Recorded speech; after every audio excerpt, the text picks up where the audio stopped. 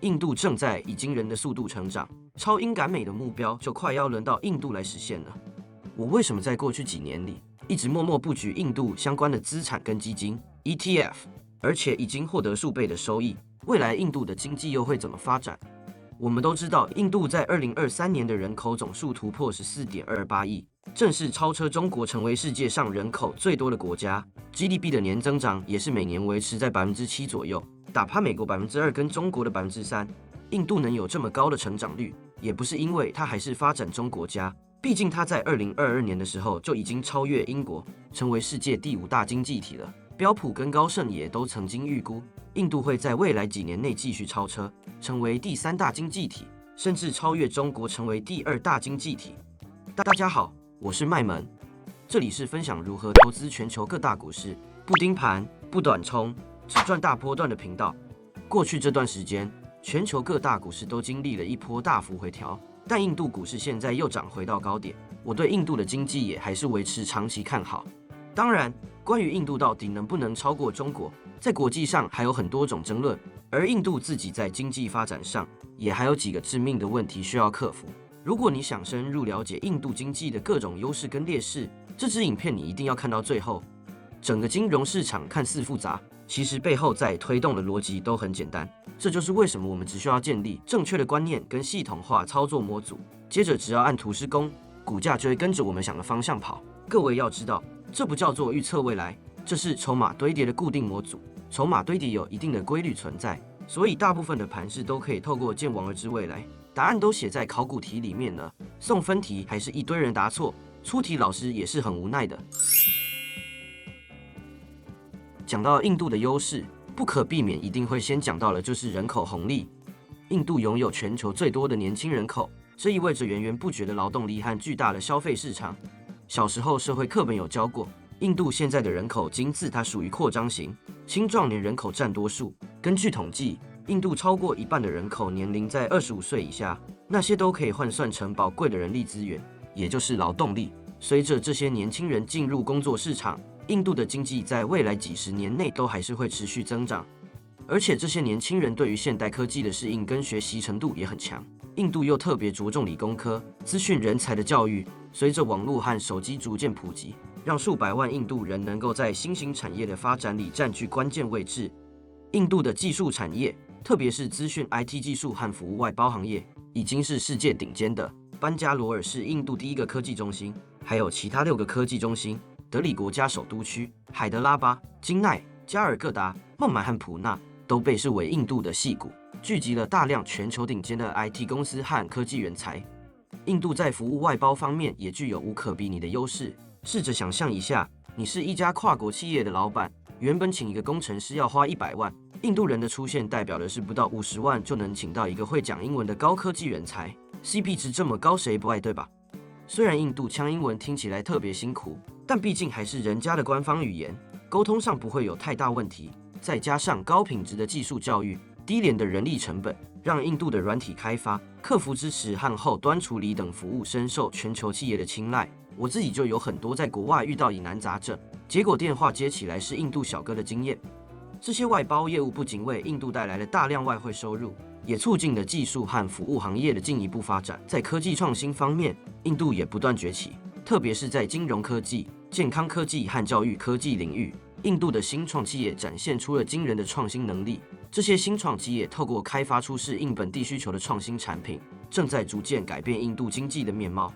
过去，印度政府会对新创公司课征一个俗称天使税的税收，也就是新创公司从天使投资人手中筹措到的资金。如果投资金额超过政府所认为的公平市场价值时，就会被征收高达31%的税。新创公司原本就1穷2白的，好不容易有人投资，结果还要被打7折，这要叫人家怎么搞，对吧？所以现在印度政府已经宣布，从2024年7月23日开始取消这个政策，未来新创公司的发展会更加值得期待。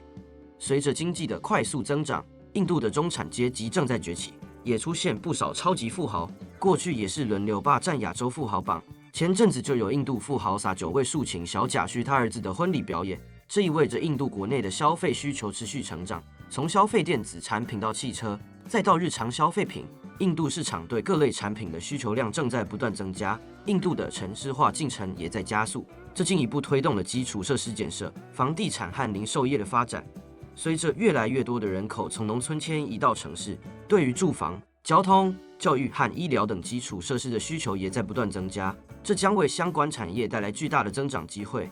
同时，印度政府一直在积极推动各种政策改革，想促进经济的全面发展。印度制造计划就是其中之一。国际货币基金 IMF 近期把印度2024年经济成长预测上调至7%。印度总理莫迪就把这样的成长归功于印度制造计划的成功。这个计划旨在将印度打造成为全球制造业中心，减少对进口的依赖，并吸引更多外资。为了达成这个目标，印度政府还推出了简化税制、改善商业环境、扩大基础建设等等的一系列措施，不只有助于提升印度的国际竞争力，也为本土企业的发展创造了更好的环境。最后一个关键在于印度的种姓制度。很多人在分析印度的优势劣势时，直觉反应会把种姓制度归类到拖慢印度发展的原因。但我不是要说种姓制度是一个好的制度，而是正因为它不好，反而给了低种姓更多的动力来成长。种姓制度把人依照身世就直接分成了4种阶级，还有连这4种都沾不上边的贱民，对他们能做的工作进行限制。不同种姓之间不能通婚，有的甚至连对话都不行。但是呢，根据我实地考察跟印度人交流的结论 ，Guess what？ 老祖宗没想到数百年后的世界是由高科技工作所支配的。当初分配工作根本没有限制到工程师这块，因此现在工程师成为低种姓要翻身的最好机会。很多背负着全村的希望，在这种攸关生存的竞争关系里，能活下来的人才是一个比一个厉害。看看这几年有多少科技巨头的执行长都是印度人，谷歌、微软、Adobe、IBM， 讲都讲不完。接下来，这种超级人才还是会继续引领印度还有全世界的科技产业前进。因此，我长期看好印度的经济跟科技实力。如果你对投资理财观念很有兴趣，或是想学习股票、期货、美股、比特币、ETF 等金融商品的波段投资方法，只要按下订阅按钮，就不会错过每周的新影片。你也可以在这部影片左下方点赞，这部影片就会存在你 YouTube 记录里，以后你想复习的时候就不会找不到了。虽然前面帮印度吹了这么多优点，但是在这片充满机遇的土地上，印度还是面临了很多挑战。这些挑战如果不能有效解决，也会很快在未来变成印度要跟中美竞争时的内忧。虽然随着印度制造计划的发展，印度的部分城市，例如孟买和新德里，已经拥有相对完整的现代化基础设施，但把范围拉到全国来看，很多地方的交通、能源、供水，甚至是基本的卫生设施都还是很落后，特别是以农业为主的地区，缺乏这些基础建设，更是限制了当地经济的发展。这件事也会对企业的日常运营造成影响，例如，由于电力供应的不稳定，许多工厂还得用柴油发电机来保证生产不会一天到晚中断，而交通基础设施的不足则增加了物流成本，降低了印度在全球制造业供应链中的竞争力。而且，印度的经济成长虽然恐怖，也已经帮助很多人脱贫，极端贫穷的人口逐年下降，但贫富差距还是很严重。根据世界银行的数据，印度人有数百万人生活在贫困线以下，也就是随时都有可能找不到下一餐，而被活活饿死的人口就超过了数百万。这种贫富差距会导致社会的不稳定，也让内需市场受到限制。因为当一大部分人口没办法一起享受到经济增长的成果时，他们当然也不会有多少消费能力，这对于印度整体经济的持续增长是非常不利的。